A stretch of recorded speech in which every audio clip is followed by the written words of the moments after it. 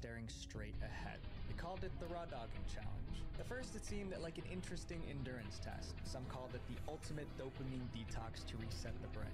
But as always, TikTok took it way too far. Participants added extra rules like no sleeping, no drinking water, and no snacking or eating. The more extreme it got, the more people tried to outdo each other. Soon, raw dogging flights wasn't just a trend. It was a competition who could last the longest. Even celebrities, rappers, and athletes joined, posting their own entries. Bro, 100% none of the celebrities actually did it properly. Erling Haaland is a machine, just raw dogged a 7-hour flight, no phone, no sleep, no water, no food, only map. So he was just staring at the map for 7 hours straight. Bro, 100% he watched at least 10 movies on this during the flight. Before long, the challenge even had an unofficial scorecard. And since it turned into a contest, people started cheating. Some actually raw dogged flights while others just faked it. Like Nathan Da, who posted a TikTok claiming he raw dogged a 9-hour flight. I mean, how hard is it to fake this? I mean, like, this is like the most easy trend to fake. Like this would be unbelievably easy. It is so easy to fake this. I don't understand how anyone could believe any of these are real to begin with. Like, you just film yourself for 2 seconds just staring at the back of the seat, and then that's literally enough footage for the TikTok. You just add a caption, 9-hour flight, blah blah blah, and then you go back to whatever you were doing, like just watching a movie. TikTok claiming he raw dogged a 9-hour flight, but there was one problem. The airline he flew didn't even have flights that long. Then there was comedian Danny Duncan. He said that he raw dogged an 18-hour flight, but his clip was obviously a joke.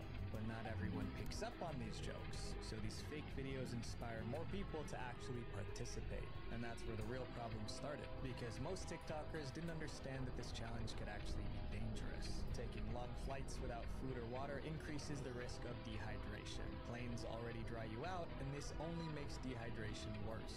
At sea level, the average humidity in the air is 40 to 50%, where in an aircraft it can be as low as 10%.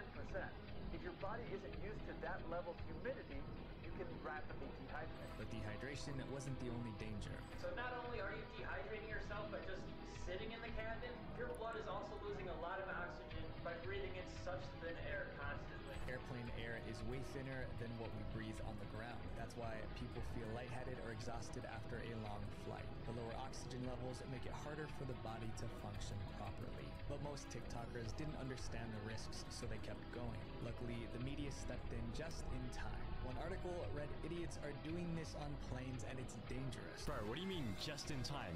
August 20, 2024? When did this trend even start? To be honest, I have never heard of this trend before. Okay, it looks like it started around like June 2024. They ripped the raw dogging challenge apart, listing all the ways it could go wrong. Other media personalities called the trend pointless. Being a person, being present in the space you're physically occupying, even that we now call a trend. As news outlets criticized and pointed out the dangers, the challenge started losing momentum. And by the end of 2024, TikTokers abandoned the raw dogging challenge and moved on to the next viral trend. But I mean, why would you call it the raw dogging trend? Like, if you just think of the word raw dogging, doesn't that just completely mean like something else? Like, out of all things you could have called this, like, why the raw dogging trend? Like, shouldn't this be called like something to do with like meditation or something? Like, I'm sure you could have called this like the Zen trend or something. Like why the